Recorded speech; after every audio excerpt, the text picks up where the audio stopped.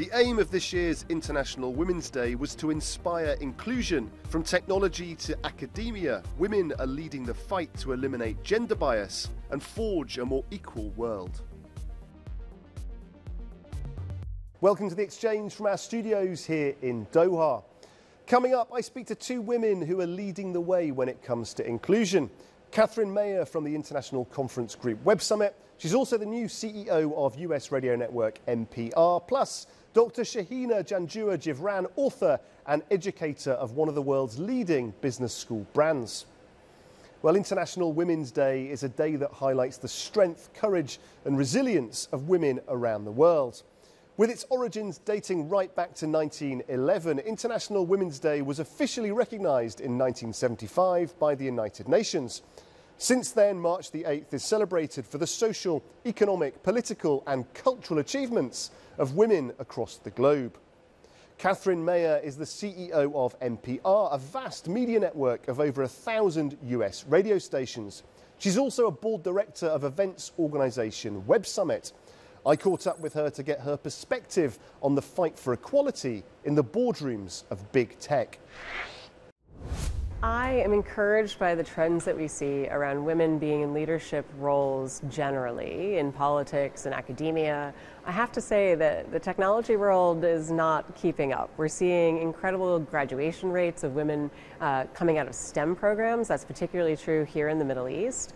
We are seeing that women are graduating with advanced degrees at higher rates than men all across the globe, but we are not seeing that translate into women founders who are being successful, being able to raise capital for their ventures. We are not seeing that translate into necessarily women leadership at the top of the large technology companies. And I know for Web Summit, one of the things that we invest very deeply in is our Women in Tech program, which brings thousands of women into our events. We focus on trying to achieve gender parity in terms of our attendees. We really focus on women founders at our startups. About 1/3 of our startups at Web Summit Lisbon were women founded. So we're doing our part. We feel like the rest of the industry needs to continue to do its part as well. Catherine Mayer there on how corporate leadership is changing. But could gender also be altering the way institutions invest? Our reporter Cyril Feneres in Paris has been exploring the link between female investors and saving the planet. Hello, Guy. It's a fact. Women invest less than men, but this is changing, and the good news is that it can change the world too. We talked to Catherine Bonin, the president of Europe's first network of women business angels. Merci d'être avec nous. Parlez-nous de cette nouvelle génération d'investisseuses. Elle est formidable, cette nouvelle génération d'investisseuses. L'essor des crypto-monnaies ou l'essor des startups a fait que maintenant, on parle beaucoup plus argent et investissement dans les jeunes générations et que ce sont elles qui sont les plus motrices parmi la communauté des femmes investisseuses. Vous notez aussi une accélération de l'investissement à impact chez les femmes. Expliquez-nous. L'investissement à impact pour les femmes est assez naturel parce qu'elles sont en recherche de sens. Et à cet égard, l'investissement à impact, c'est-à-dire l'investissement par exemple dans le secteur environnemental, sur l'énergie solaire, ou encore l'investissement dans le domaine sociétal. Je pense au secteur de la santé, mais surtout le secteur du handicap. En faisant un investissement dans une entreprise qui agit dans ce domaine-là, les femmes investisseuses peuvent avoir un impact sociétal, économique et environnemental. Qu'est-ce qu'il faut faire alors pour aller vers plus de parité et donc un monde plus durable, plus inclusif? Alors d'abord, il faut chiffrer, mesurer, c'est la première chose. La deuxième, c'est de sensibiliser les femmes à l'investissement. Et pour ça, il faut commencer à parler de l'investissement et de l'économie à l'école. That's it, Guy. As you can see, there's still a long way to go, but the momentum is right. So what can be done to maintain this momentum? I spoke to Dr. Shahina Janjua-Jivran, Associate Professor in Leadership and Innovation at HEC Paris Business School in Qatar. She's also an award-winning author. And I started by asking her about the glass ceiling and what steps employers and women should adopt to smash through it.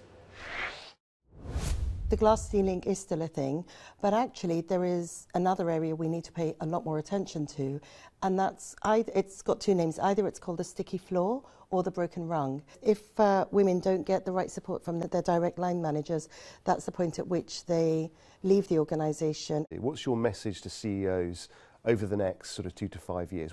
It's not enough to walk the talk. It is really throwing resources, investing in it. This is what makes a difference for women's careers. So lots of challenges, but is there also hope? Pre-COVID, the World Economic Forum had estimated it would take 100 years to reach gender parity. That data last year is now at 131 years. So we're talking about 5 generations. And that's really where the problem is, that there is a lot of work going on, there's a huge amount of activity. We have International Women's Day, but it's not enough. We need leadership commitment to it. So one of your most recent books, Take the Lead, a call to action. Can you tell us a bit more about that? The book is for women, and it's also for men to take on the role of allyship and to recognise their role as champions, which is a much more nuanced form of sponsorship to support women into leadership. So challenging assumptions around imposter syndrome, challenging assumptions around how women lead teams, and some of the data that's quite old, actually bringing a fresh approach to it. Now for our Business in 60 feature. And this time we focus on companies with women at the helm. Start the clock. Oracle will be declaring its quarterly results this month. The database and tech company maintained a strong share price throughout 2023. 2024 looks promising for the company as it expands operations throughout the world, intending to break into the market in the Middle East. Fashion brand Chanel will be launching their new spring-summer collection this month. 2023 was an exciting year for the brand, launching new stores across the MENA region. The iconic fashion label will be hoping that the new collection will be good news for shareholders and a continuation of its performance in 2023. And General Motors is hosting its annual Investors Day. The giant American automobile manufacturing company had a mixed set of results in 2023, being forced to lay off more than 1,000 workers in its Michigan-based factory. Let's hope for shareholders and the company that 2024 brings much better news. Inside the boardrooms of the world's biggest businesses, equality and diversity have never been more closely monitored. But as we've heard, companies need to evolve in order to stay alive.